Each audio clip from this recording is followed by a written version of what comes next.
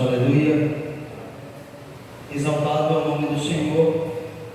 Mais uma vez estamos aqui para agradecer o nome do Senhor, porque Ele é bom e a sua benignidade dura para sempre. Convido os irmãos de pé. Vamos estar abrindo as nossas Bíblias em Apocalipse, capítulo de número 2, o versículo de número 18. Vamos estar estudando aí a nossa quarta carta de Jesus Cristo às igrejas na Ásia, né? A nossa quarta carta de Jesus Cristo às igrejas que estão na Ásia. Deus abençoe. A carta à igreja de Tiatira. Carta à igreja de Tiatira. Glória a Jesus.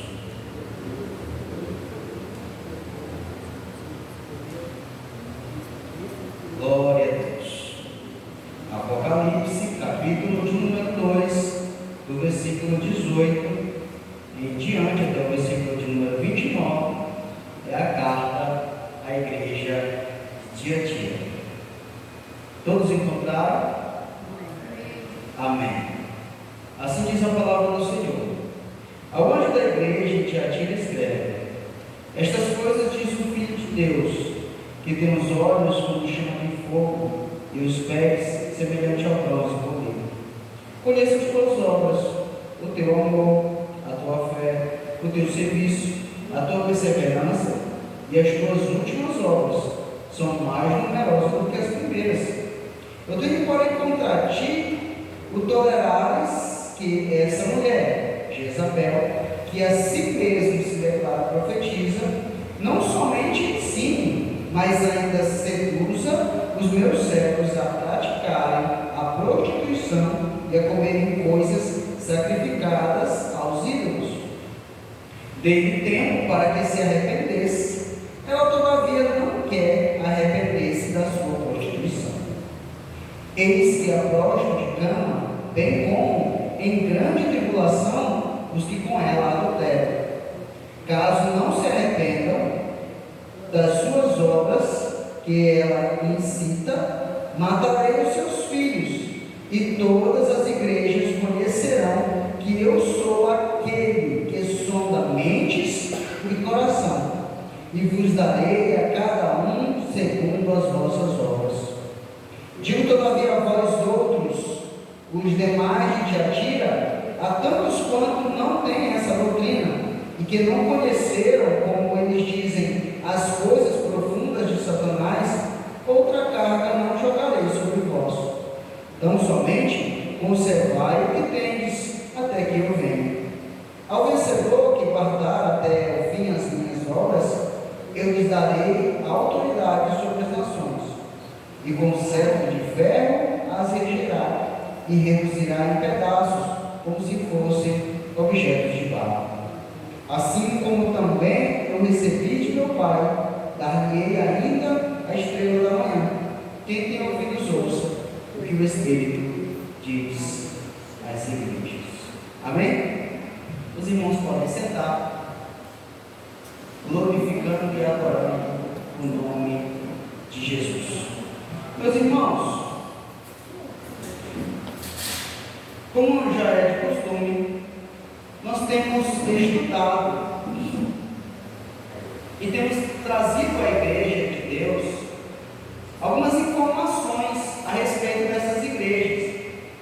São igrejas que receberam cartas de Jesus Cristo, e não são igrejas que não tinham a presença de Jesus, pois ele diz: eu sou aquele que ando no meio dos 7 castiçais, e os 7 castiçais são as 7 igrejas. Ele está dizendo: eu estou andando no meio, eu estou vendo,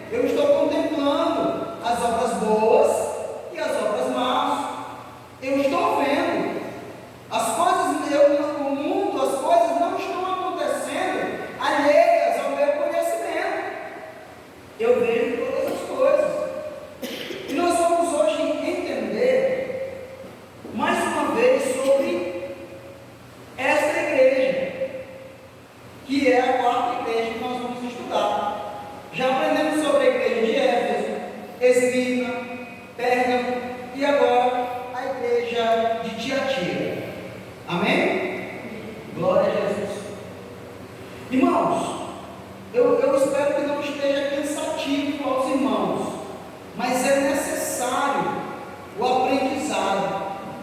E às vezes o aprendizado ele é um pouco cansativo, mas as informações que vocês adquirem serão úteis para a sua vivência cristã. Amém, irmãos? Porque a gente não só vive, a igreja não sobrevive apenas de pulos e de gritos. A igreja sobrevive da palavra. Porque Jesus Cristo, quando ele foi tentado, ele disse: nem só de pão viverá o homem, mas de toda palavra que sai da boca de Deus. Tá?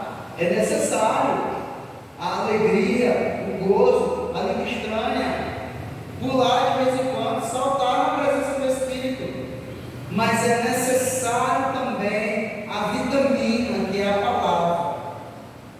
Você pode de vez em quando comer um sorvete, um algodão doce, né? Você pode de vez em quando comer um hambúrguer, uma pizza. Mas é necessário você comer um arroz, um feijão, uma carne, para sustentar, porque essas coisas elas não nos sustentam.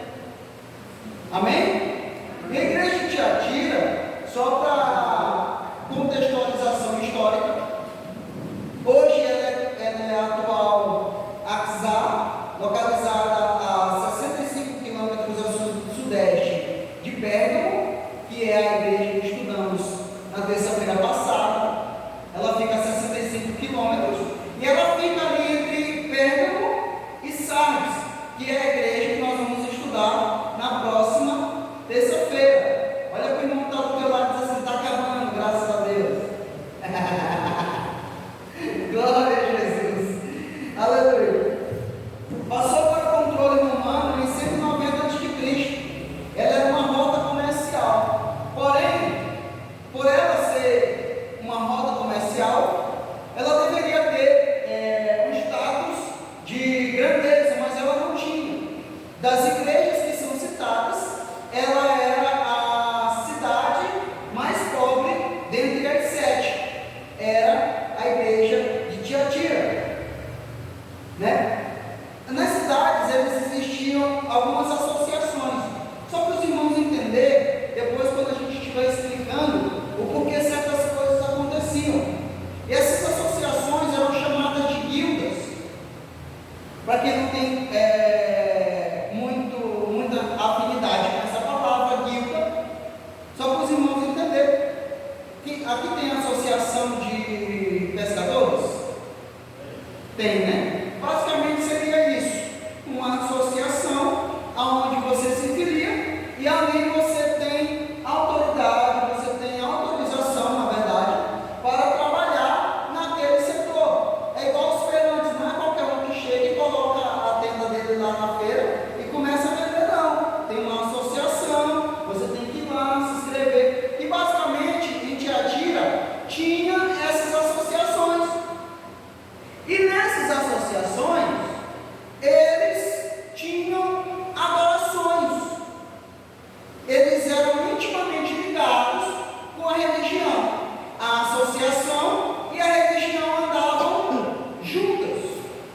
Por que eu estou explicando isso?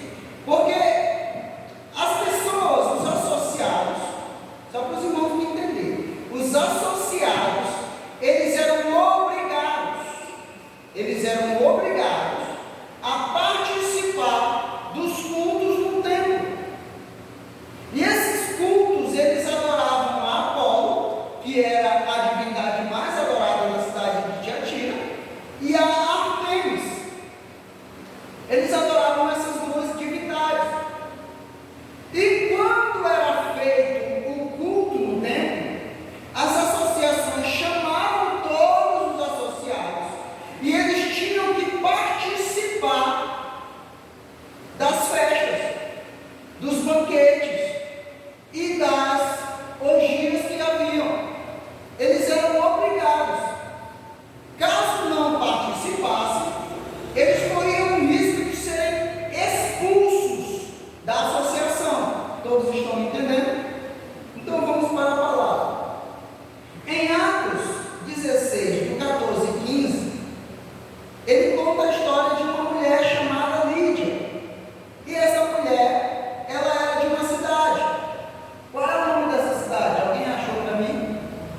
Tem um microfone, glória a Deus.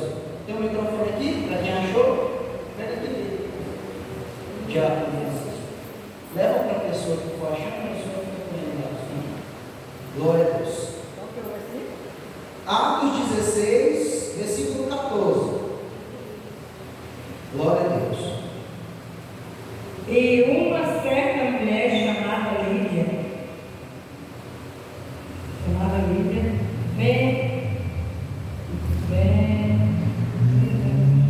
vendedora de púlpitos na cidade de Tiatira, e que servia a Deus, nos ouvia, e o Senhor não abriu o coração para que estivesse atenta ao que para por dizia.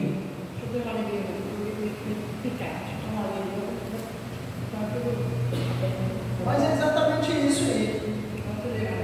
Essa Lídia, ela era da cidade de Tiatira e ela vendia púrpura. Alguns até informam que, só diga para mim, que porque lá na cidade de Tiatira eles eram obrigados a participar dos cultos, eles saíam para outras cidades, como aconteceu no caso aí de Lídia, ouviu a palavra fora da cidade de Tiatira, porque lá eles eram obrigados a participar, os comerciantes eram obrigados a participar dessas associações. É apenas um contexto histórico para a gente introduzir na mensagem que vamos falar hoje. Um termo padrão a todas as cartas é isto diz. E quando Jesus Cristo ele se identifica às igrejas, ele sempre usa um padrão. Porém, para cada igreja, ele tem uma expressão peculiar. A sua apresentação, no capítulo 1, quando ele se apresenta quem ele é. E a igreja de Tiatira, ele diz: eu sou o Filho de Deus. Em Apocalipse 2:18, quem puder acompanhar comigo, ele diz: isto escreve, estas coisas diz o Filho de Deus. Aí o que ele está dizendo com isso? Ele está dizendo o seguinte: porque Apolo, que é a divindade principal adorada em Tiatira, ele era tido como filho de Zeus. E Jesus se apresenta: eu sou o Filho de Deus. Ele está dizendo: vocês adoram a Apolo, mas o verdadeiro Filho de Deus, o verdadeiro Deus tem um filho, e eu sou este filho. Vocês adoram a Apolo, vocês veneram a Zeus, mas Zeus e nem Apolo são deuses. Existe apenas um Deus, e eu sou o filho dele. Jesus já entra no contexto da cidade, quebrando no meio a idolatria. Por que isso? Porque para cada um de nós, Deus tem uma palavra pessoal. Ele não fala comigo como ele fala com o diácono Idaí. Não fala comigo como ele fala com César. Não fala comigo como ele fala com o pastor João, como ele fala com Douglas. Porque para cada um ele tem uma mensagem, uma palavra, um tratamento para a minha situação. Aí ele chega para esta igreja, para este povo de Tiatira, que é um povo idólatra, e ele diz: vocês adoram a outros deuses, mas eu sou o Filho de Deus. Amém? E mais, aí ele diz, e tem clara relação ali, nós vemos que ele diz o seguinte: que tem os olhos como chama de fogo, que tem os olhos como chama de fogo. E se vocês observarem ali, ele está falando referente ao Salmo 2, 7 e 9. Alguém abre Salmos 2, 7 e 9. Eu sei que eu já ensinei aos irmãos aqui, mas Salmo ele não tem capítulo e não tem versículo. Quem lembra que eu ensinei? Salmo não tem capítulo, não tem versículo. Então, quando você for ler um salmo, você não diz Salmo capítulo tal e versículo tal. Você diz Salmo de número tal, verso de número tal. Por quê? Porque salmos, eles são cânticos, canções de Israel. Quem encontrou? 7, isso. Salmo capítulo 2, Salmo de número 2, acabei de ensinar para falar errado. Salmo de número 2, verso 7.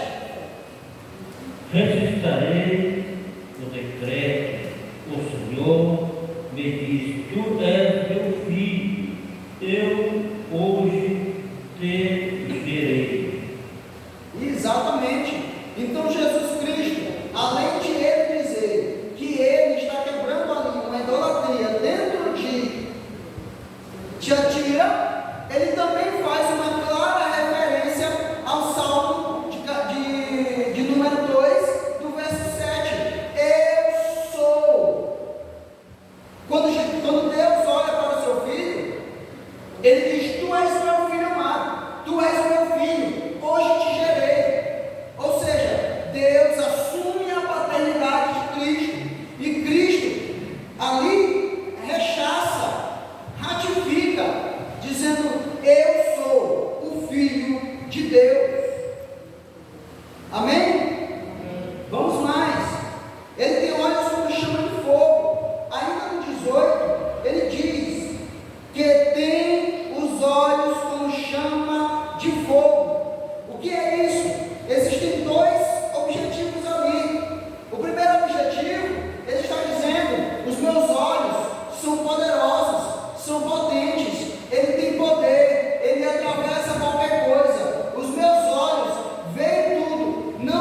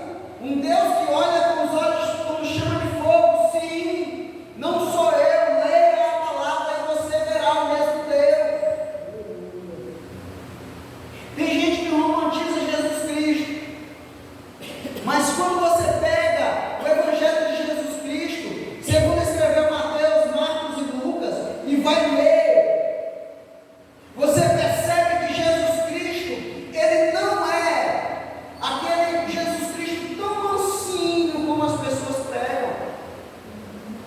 Ele olha para os fariseus, para os escribas e fariseus, e ele diz: olha, vocês hipócritas, vocês fecham a porta para os meus filhos. Ele está irado ali, ele se ira contra aqueles que prejudicam os filhos, os pobres, aqueles que querem se chegar a Deus e são impedidos pela religião, pelos religiosos da época. Jesus Cristo, aqui, ele está dizendo: eu tenho os pés como um latão reluzente. Em segundo lugar, ele está dizendo: os meus pés, porque o latão reluzente, ele era durável, ele era estável. Ele está dizendo: eu não vario, eu não desequilibro, aleluia. Ninguém poderá me derrubar, eu estou firmado, eu estou estável. Os meus pés, aleluia, estão firmes no meio da minha igreja. Alguns dizem que o inimigo está atacando a igreja, mas quando você lê a Bíblia, você percebe que é a igreja quem ataca o inimigo. Como assim? Não entendi. A Bíblia diz: eu edificarei a minha igreja e as portas do inferno não prevalecerão contra ela. Eu edificarei a minha igreja e as portas do inferno não prevalecerão contra ela. O que é isso? É o inimigo fugindo, fechando as portas para a igreja não entrar. E a igreja vai como alguém que pega aquelas marretas para derrubar a porta e bate na porta. E Deus está dizendo: as portas do inferno não prevalecerão, não ficarão de pé. Eu derrubarei as portas do inferno. Aleluia! Deus está levantando uma igreja que com raça, com fibra, está indo em encontro do inferno, e o inferno terá que deixar as portas, mas Ele está dizendo: as portas não prevalecerão contra a minha igreja. Não entendi. Os prostíbulos, a igreja entrará lá e ganhará as prostitutas para Deus. Nos bares, a igreja entrará lá e ganhará os bêbados para Jesus. Estou dizendo aqui, a igreja não pode entrar, mas Deus está dizendo: as portas do inferno não prevalecerão contra a minha igreja. Tem alguns que estão criando leis, dizendo: não, porque isso aqui é apropriação cultural, nas tribos não pode entrar, em tal lugar não pode entrar, porque é apropriação cultural. Mas Deus está dizendo: as portas do inferno não prevalecerão.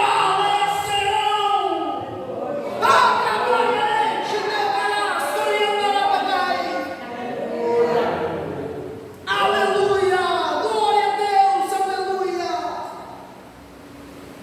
aleluia, Jesus.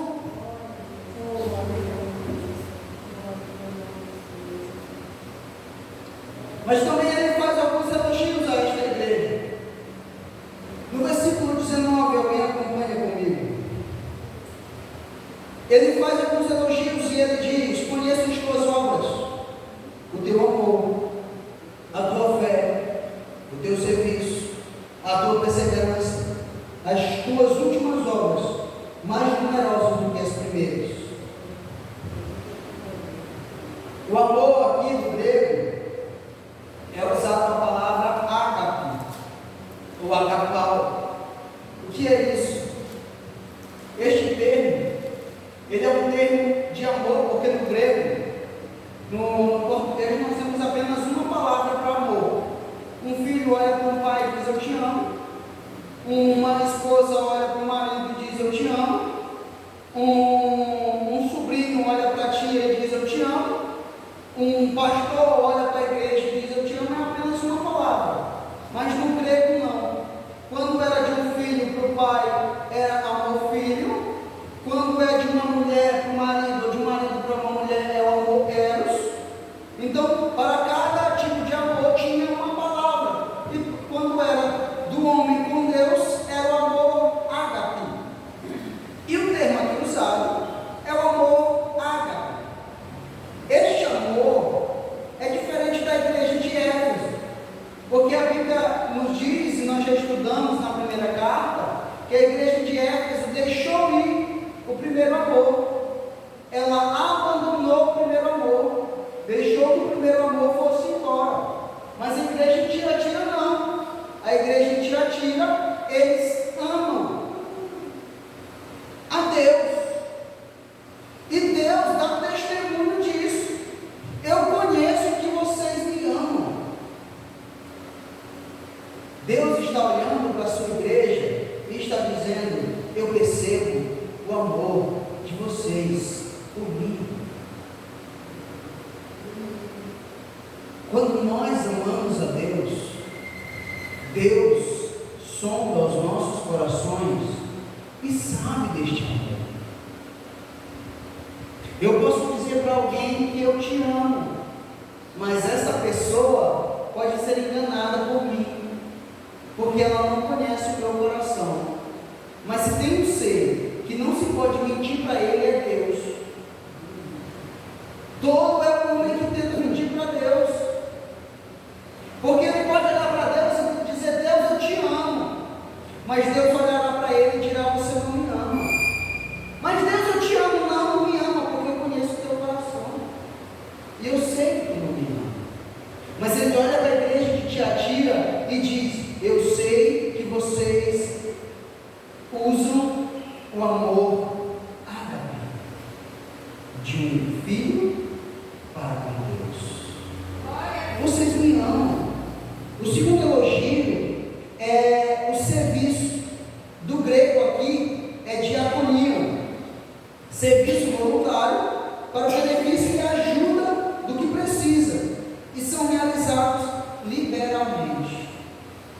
Irmão, trabalhar é bom. É bom, não é? É bom, irmão. Quando você ama o que você faz, mas quando você não ama o que você faz, parece que você não trabalha, parece que você é escravizado. Você levanta de manhã e já vai vindo, já vai reclamando, já vai murmurando. Mas aqui, o termo que o grego é utilizado por Jesus, ele diz: vocês têm um trabalho que vocês realizam para aqueles que mais precisam, liberalmente, não é obrigado. Ninguém precisa estar puxando e dizendo: vamos, rapaz, vamos lá ajudar o próximo, vamos lá ajudar o pobre, vamos ajudar a viúva, vamos ajudar o necessitado. Não. Aqui o termo que Jesus usa, o diaconia, é voluntariamente. Ou seja, eu vejo uma necessidade e dentro da necessidade eu chego com uma solução. Ninguém me pediu, mas eu chego com essa solução. Observe o caso, ali me veio à cabeça agora. Observe o caso, quando Jesus Cristo quer multiplicar os peixes, os pães e os peixes. Ele manda que o povo sente. Aí o discípulo diz: mas Senhor, manda eles ir para as cidades, e lá eles encontrarão comida. E Jesus Cristo disse: não, dá a vocês mesmos de comer para eles. Enquanto alguns estão lá reclamando com Jesus que eles não têm condição de dar comida para eles, para o povo, André está no meio da multidão, dizendo: o que você tem? O que você tem? Você tem alguma coisa de comer? Você tem? Porque Jesus pediu para André? Não. Mas André já está lá fazendo liberalmente, de coração voltado para a obra.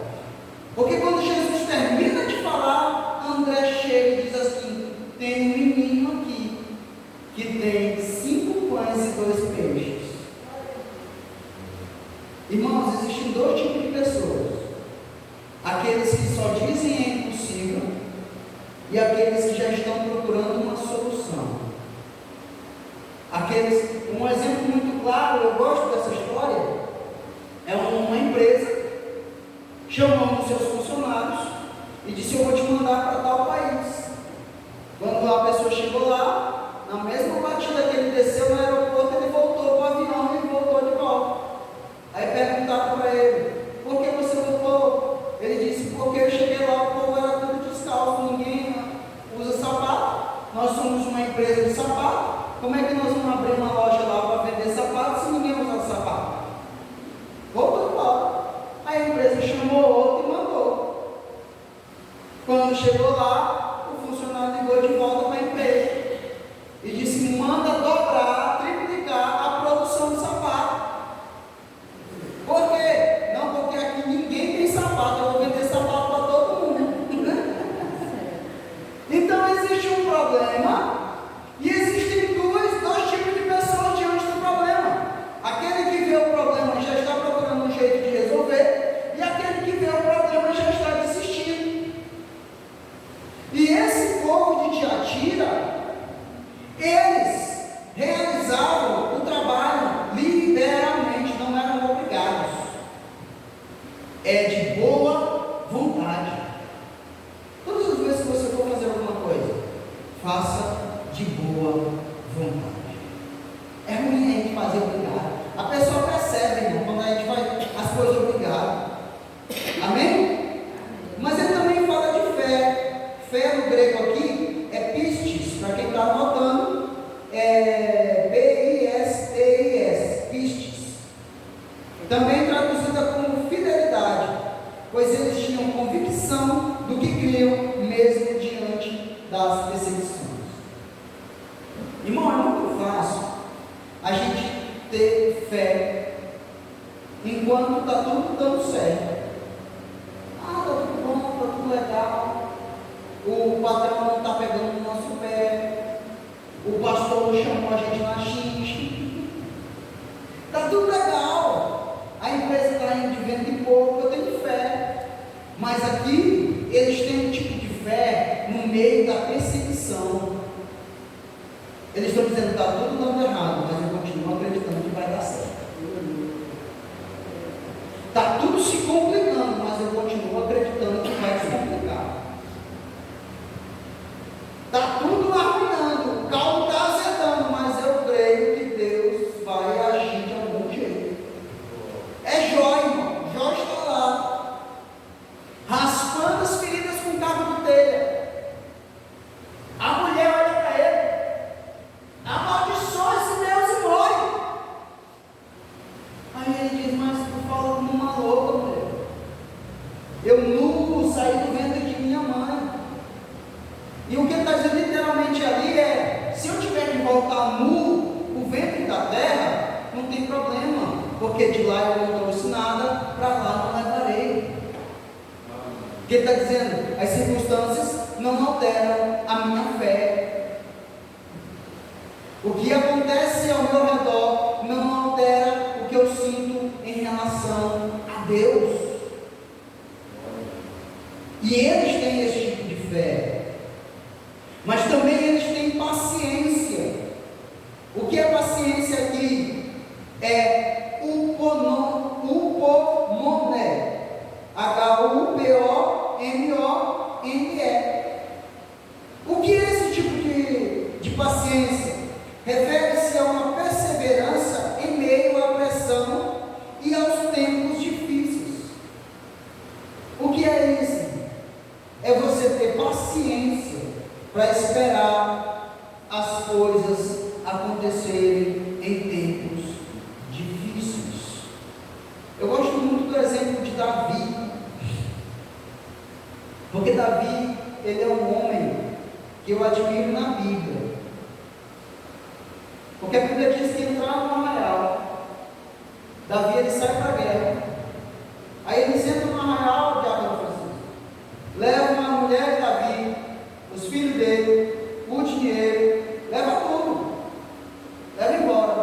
Quando ele chega, está tudo queimado, tudo destruído. instituído, levaram a família, levaram o dinheiro, e em vez de correr atrás, Davi ele tem isso aqui, ó, paciência em tempos difíceis. O que é isso? Tomar uma decisão na hora certa, de cabeça fria, coisa pensada. Ele olha para Deus e diz, e olha aqui, os soldados de Davi se voltaram contra ele e queriam até apedrejá-lo, porque tinham levado as mulheres deles também. Mais uma vez entra na questão de duas pessoas que veem um problema, uma está tentando resolver e outra já estão tentando achar um culpado. É clássico isso aqui, irmão. Aconteceu um problema no meio das irmãs. A primeira coisa, quem que é o culpado do que aconteceu? Aconteceu um problema no meio dos jovens, quem que é o culpado? E Davi ele não procura culpados. Ele olha para Deus e diz, Deus, olha a pergunta de Davi, eu vou repetir, levaram a mulher, levaram os filhos e levaram o dinheiro, mas olha a pergunta de Davi, Deus, eu vou atrás? Eu vou repetir, levaram a mulher, levaram os meninos e levaram o dinheiro, e ele diz, Deus, eu vou atrás. Aí Deus diz, pode ir, Davi. Aí ele diz, Deus, eu vou alcançá-los. E Deus diz, vai, Davi, tu vai alcançá-los. Deus, eu vou conseguir vencê-los e trazer os despojos, a mulher e os meninos de volta. Deus diz, vai, Davi. Aí ele diz, agora eu vou, Deus. Perseverança, calma, paciência. Realizar uma coisa em tempo difícil, mas de cabeça fria. Irmão, não realiza nada de cabeça quente. Eu sempre tive isso comigo. Eu estou de cabeça quente, eu tenho uma decisão importante para tomar, eu não respondo na hora. Eu espero, analiso a situação e depois eu respondo. Por quê? Porque quando você responde de cabeça quente, você fere pessoas, você machuca e depois você está fazendo uma coisa que você não queria fazer, você depois aceita coisas que você não queria aceitar e tem que fazer porque você deu a sua palavra. Então tenha paciência. Em tempos difíceis é os momentos que as pessoas mais tomam decisões equivocadas. As coisas apertou, a finança enrolou, vou procurar um agiota, um crente, aquele que só bate no mar. Não, irmão, calma, toma uma decisão pensada, uma coisa que você não vai se arrepender. Amém? Glória a Deus. Aí ele diz no 19 ainda, que tuas últimas obras são maiores que as primeiras. Quem lembra do exemplo de Éfeso? A igreja de Éfeso, Deus olha para ela e diz, volta a praticar as primeiras obras, porque a outra geração não seguiu o exemplo das gerações passadas. Mas a igreja de Tiatira, ela é diferente. Deus está dizendo, o trabalho que vocês estão realizando agora, as obras que vocês estão fazendo agora, são melhores do que vocês fizeram antes. São melhores do que os pais de vocês realizavam antes. Irmão, a sociedade, ela está evoluindo. Isso é claro. Observe um exemplo. Às vezes, para o seu pai conseguir comprar um carro, ele já estava com quase 40 anos, né? E às vezes, o seu filho, você que é pai, tem nem 20 anos, 25 anos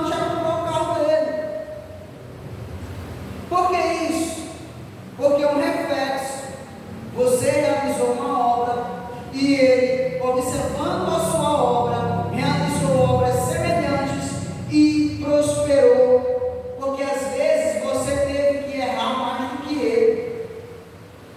E o filho que escuta o conselho do pai, ele erra menos do que o pai errou. Mas a maioria dos filhos parece que inventou a lâmpada.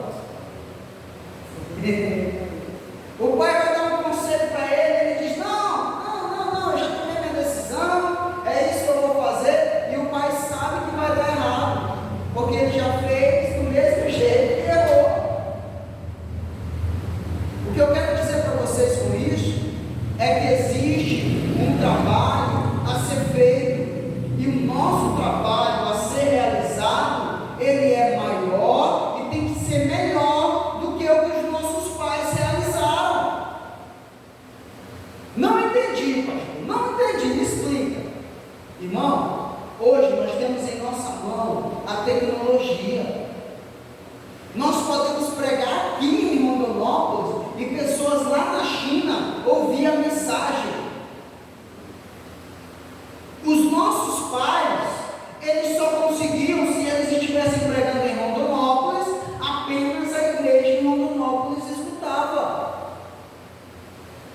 Mas nós podemos realizar obras maiores do que as que eles realizaram.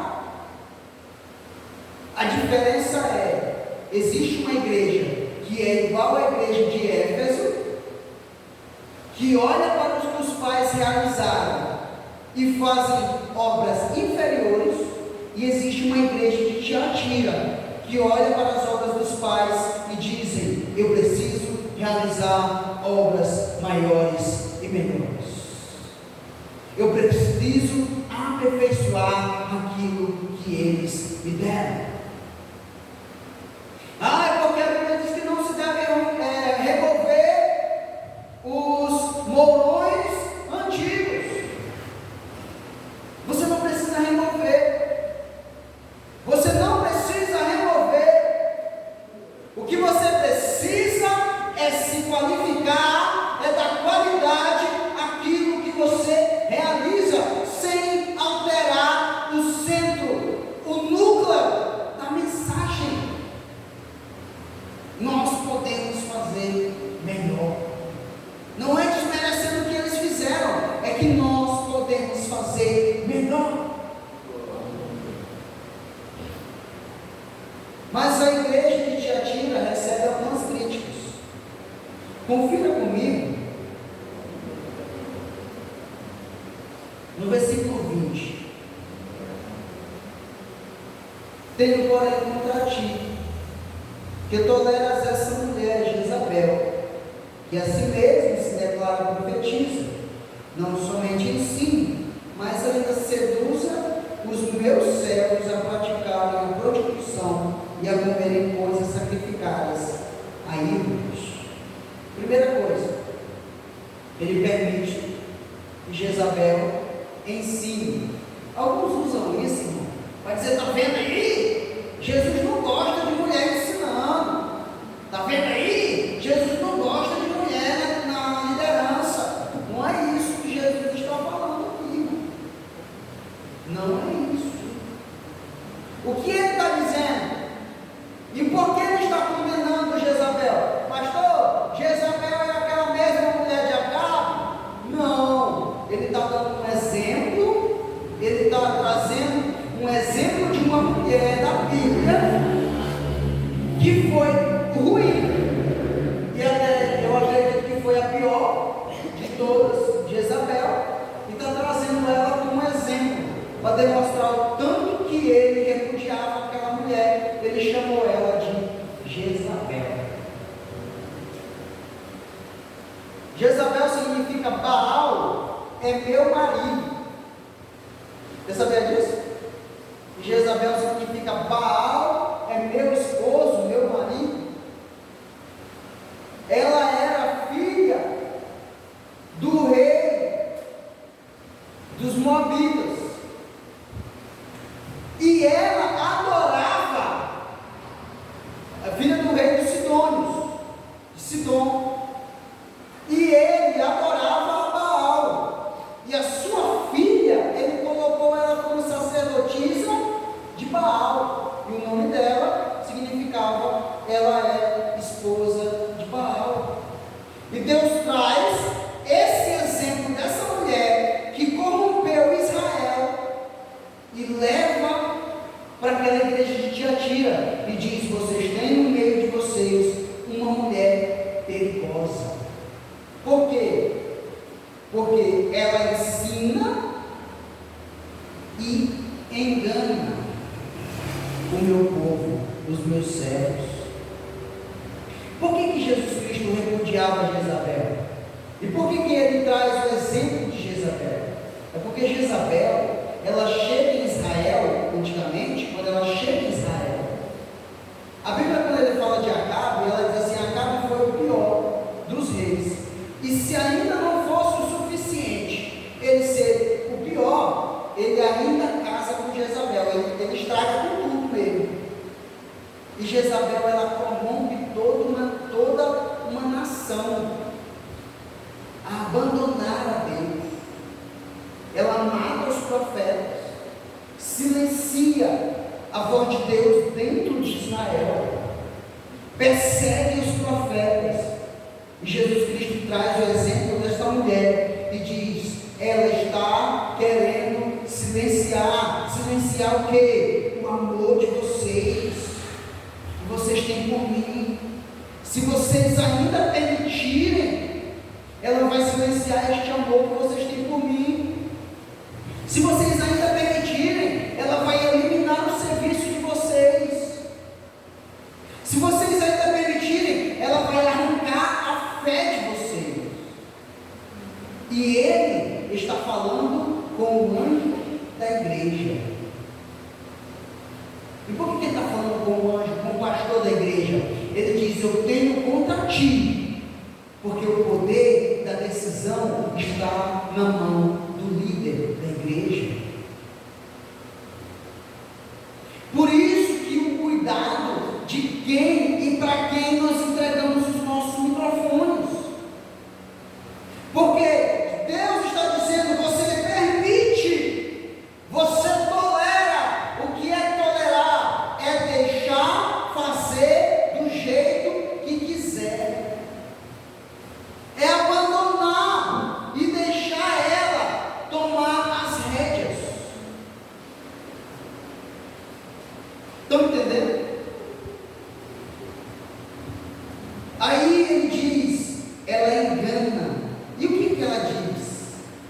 Olha, observa aqui aquilo que eu expliquei lá no começo. Eu expliquei sobre as guildas, sobre as associações, quem lembra? Expliquei. E o que o povo que era associado fazia?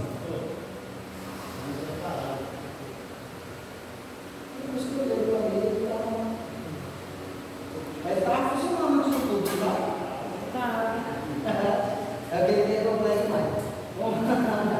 Glória a Deus.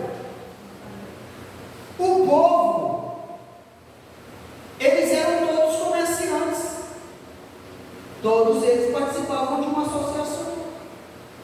E a Jezabel dizia para os comerciantes, para o povo, para não perder, dizia assim: vocês podem ir nas festas que a associação faz, vocês podem comer das comidas sacrificadas a ídolos, e vocês podem participar das orgias que são realizadas lá.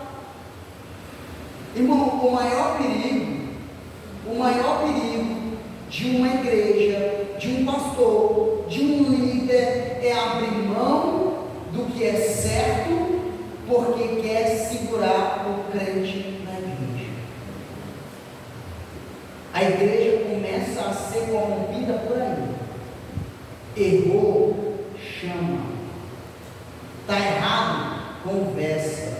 Ah, mas o dízimo é alto. Não importa, está errado. Ah, mas se falar vai perder. Que perca, mas que a igreja permaneça em santidade. Ah, mas se ele sair, a igreja fecha. Não fecha, porque Deus honra. Tem muitos que estão consagrados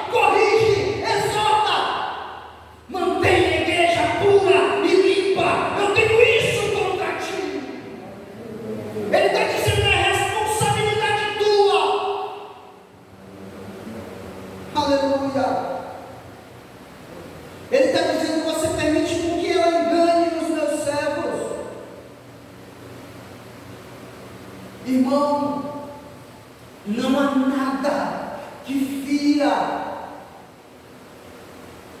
tanto o coração de Deus quanto um líder deixar, abandonar as suas ovelhas ao lobo.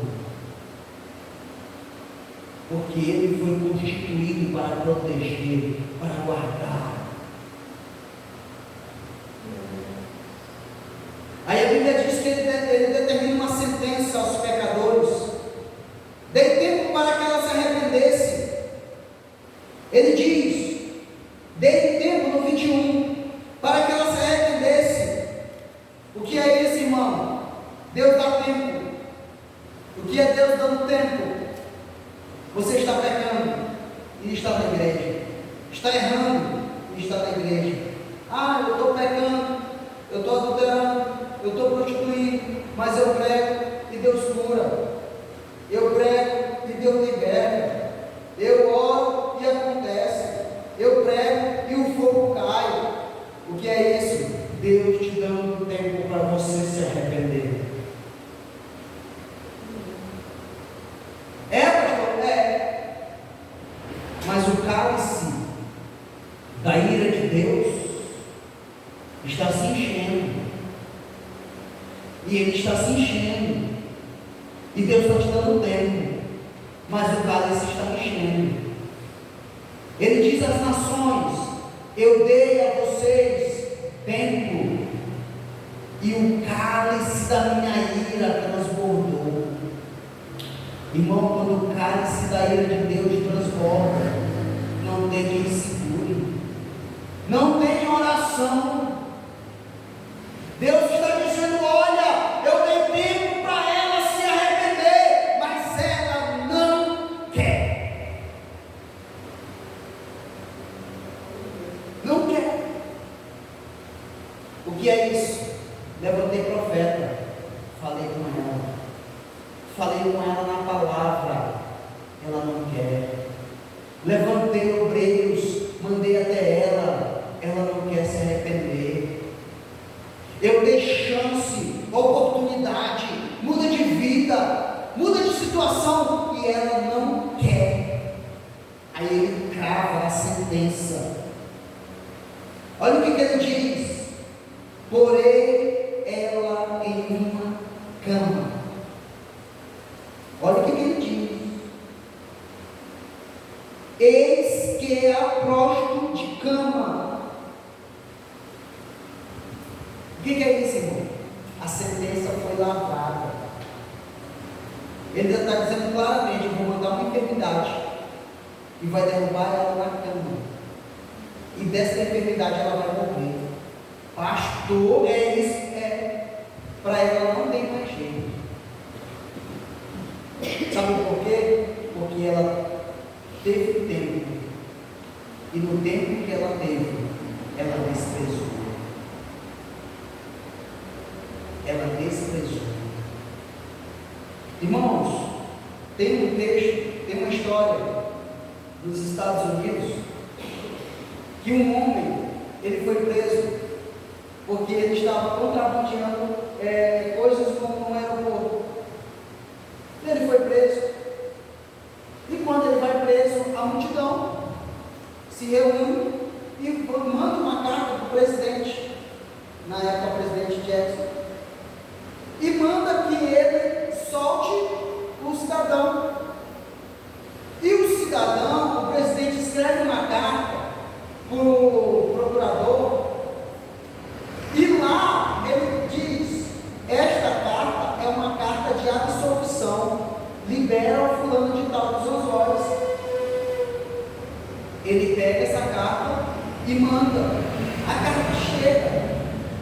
Quando ele lê a carta, ele vai até o presídio, abre a porta e diz: sai, o presidente te deu uma carta de perdão, pode ir.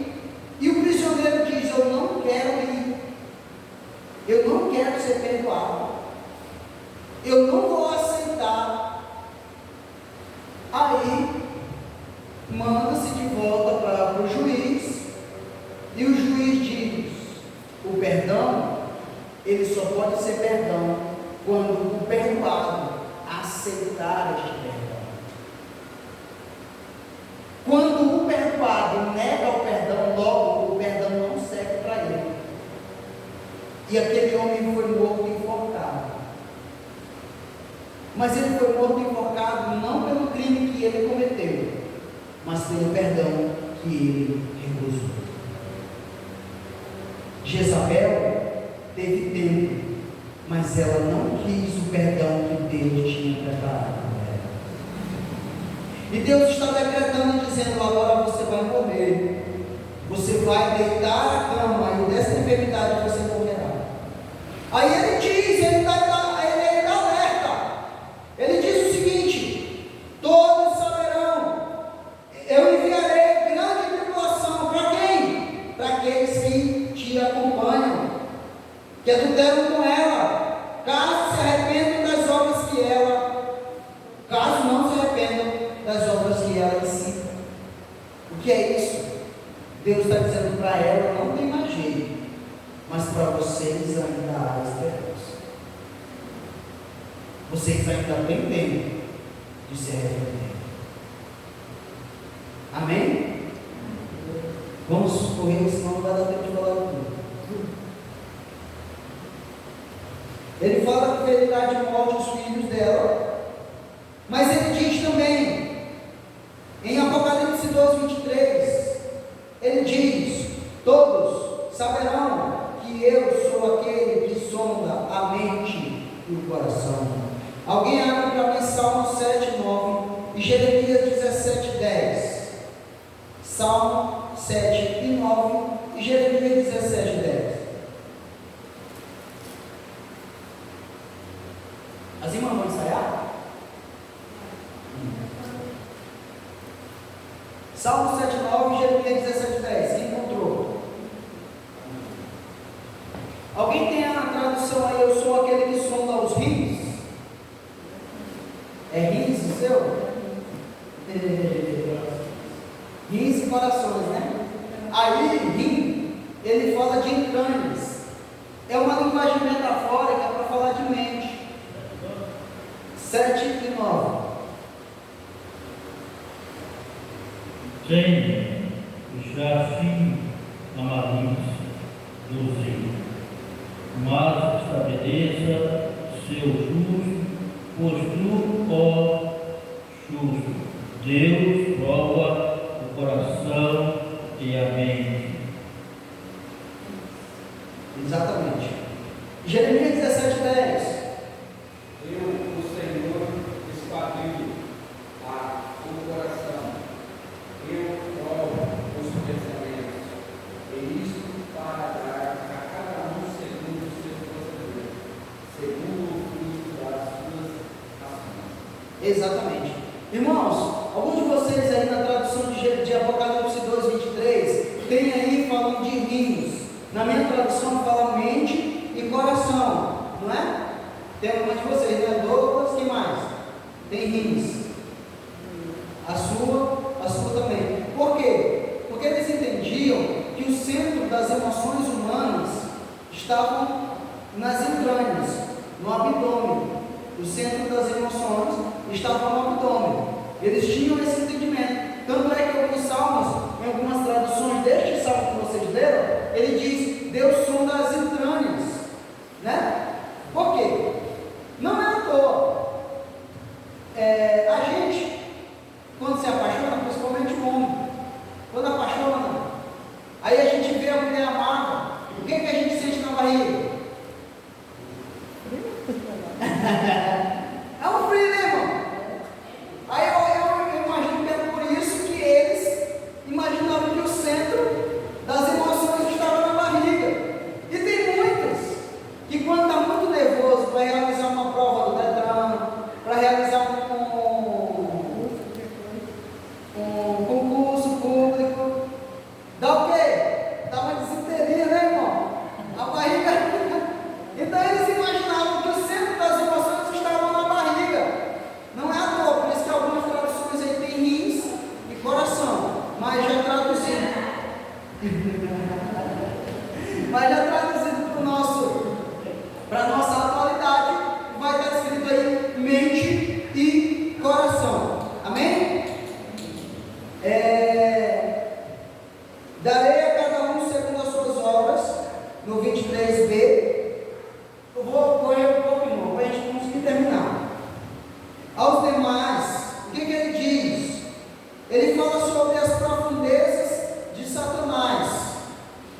no 24, ele diz assim, ó, digo todavia aos outros, os demais de Tiatira, a tantos quanto não têm essa doutrina e que não a conheceram, como eles dizem as coisas profundas de Satanás, outra carga não jogarei sobre vocês. O que é isso aqui, irmão? Só para os irmãos entenderem. Existia um movimento, eu já falei aqui sobre ele, um movimento chamado gnosticismo, que vem do termo grego gnose. Gnose é conhecimento. E eles diziam que eles detinham o conhecimento. E que Jesus Cristo, quando veio à Terra, ele não habitou em corpo humano, em matéria. Porque eles acreditam que a matéria é má e o espírito é bom. E eles acreditam aí que nos Ayahuns que estão no universo, tudo. É muito longo a explicação do gnosticismo. Mas o que eu quero dizer para vocês é que eles diziam que Jesus Cristo falou ao povo coisas só para enrolar, para encher linguiça. E para alguns, ele trouxe o verdadeiro conhecimento, ou a gnose. E para eles, ele revelou os segredos, as profundezas, as coisas profundas, as coisas ocultas. Aí, o próprio Jesus Cristo, quando ele fala sobre isso, ele diz: não são profundezas, coisas profundas que eu disse, são coisas profundas que eles receberam de Satanás. Por isso que Jesus Cristo diz: as profundezas de Satanás, porque ele está falando ali do gnosticismo, tá? Depois a gente explica mais. O que tendes, retende. Apocalipse 2:25. Ao que vencer, ele faz alusão ao Salmo 2, do 8 ao 9, que é a questão aquele que a gente leu. Salmo 2, do 8 ao 9. Quem achar para mim pode ler. Mas ele também fala aí no mesmo Salmo sobre poder. Poder no grego é oxousia, autoridade sobre as nações. Não é poder aqui, não é dunamis. Dunamis é poder. Aqui, esse poder é oxousia. O que é isso? É autoridade. Ele está dizendo: eu darei a vocês autoridade. Quando vocês vencerem, eu darei a vocês autoridade. Quem achou? Só para a gente ler, para a gente começar a encerrar. Salmo 2, 8 e 9. E com vara de ferro regerá. O termo regerar aqui é poimaino. Poimaino é pastorear. Ou seja, vocês vão pastorear. Vocês vão ter autoridade.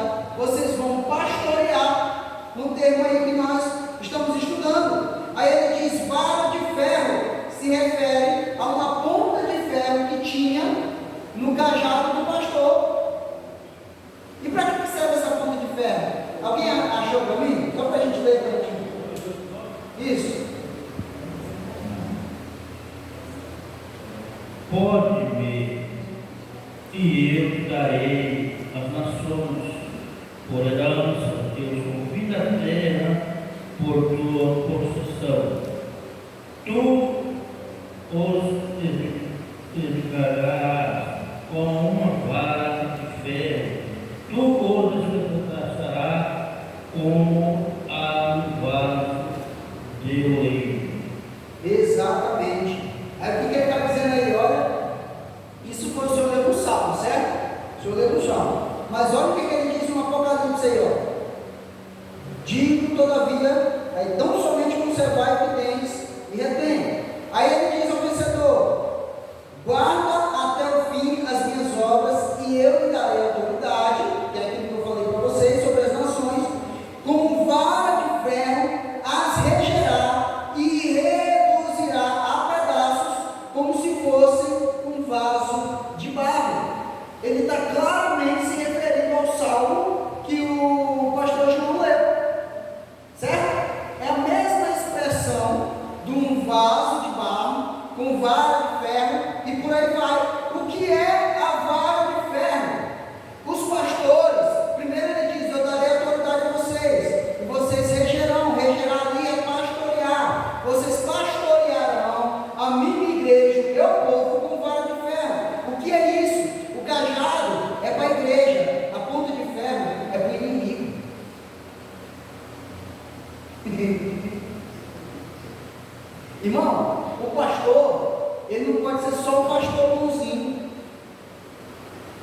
Na hora que precisar, o pastor precisa usar a vara de ferro, mas não é nas ovelhas. Tem pastor que diz: agora eu vou bater. Não, irmão, o cajado não é para bater na ovelha, não. É para combater o inimigo com a vara de ferro. Quando o inimigo se levanta, Jesus está claramente declarando ao pastor de Tiatira, dizendo: olha, os inimigos que estão infiltrados dentro da igreja, Jezabel está ensinando coisas erradas, doutrinas de demônios dentro da igreja. Para ela, deixou de ser cajado, deixa de ser pastor dela e começa a usar vara de ferro, porque deixou de ser ovelha e começou a ser novo. Vocês entenderam? A vara de ferro é para o inimigo. Amém? Aí ele diz, no versículo 28, para a gente encerrar: eu lhes darei a estrela da manhã. Em Apocalipse 22:16, ele fala: eu sou a estrela da manhã. E para o povo de Tiatira, ele diz: eu vos darei a estrela da manhã. Em Apocalipse 22, ele diz: eu sou a estrela da manhã. Para Tiatira, ele diz: eu vos darei a estrela da manhã. Ele está dizendo: eu me entregarei a vocês, eu estarei no meio de vocês, eu serei com vocês, eu andarei com vocês, eu pelejarei com vocês, eu serei de vocês e vocês serão. Amém? Se coloca de pé, vamos estar orando ao Senhor, agradecendo a Deus por esta oportunidade de estarmos falando mais um pouco da palavra de Deus. Feche seus olhos e vamos orar ao Senhor. Pai amado e Pai querido, digno de honra, glória e louvor, te apresentamos, Pai eterno e soberano, os teus filhos que vieram à tua casa. Em nome de Jesus, Pai, fala aos nossos corações cada dia mais. E venha, Pai eterno e soberano, com poder, autoridade. Em nome de Jesus, Pai eterno e soberano, nós te adoramos e te agradecemos. Despede o teu povo em paz aos seus lares. Em nome de Jesus. Amém. Estenda suas mãos em posição de receber. Que o amor de Deus, a graça de nosso Senhor e Salvador Jesus Cristo, e as consolações do Espírito Santo estejam com todos e todos possam dizer amém. Está encerrado em nome de Jesus.